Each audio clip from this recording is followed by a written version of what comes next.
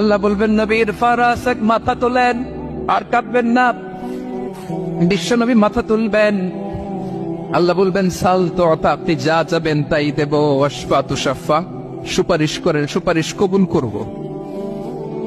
বিশ্ব নবী বলবেন আল্লাহ, ওই স্পেশাল দোয়াটা দুনিয়াতে করি নাই, আজকে আমি তোমার দরবারে দাঁড়িয়ে কিয়ামতের দিন ওই দোয়াটা করছি। আল্লাহ, আমার যে উম্মতের হৃদয়ে যাররা পরিমাণ ঈমান আছে, আমার একটা উম্মতকেও তুই জাহান্নামে ঢুকাতে পারবা না।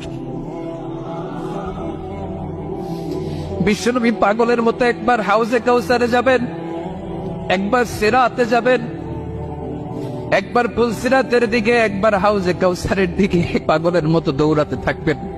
তার কোন গুনাহগার উম্মত যাতে জাহান্নামে ঢুকে না যায়, সেদিন কেউ সুপারিশ করতে পারবে না, বিশ্বনবী ছাড়া। এজন্য 5 নম্বর আল্লাহ বললেন,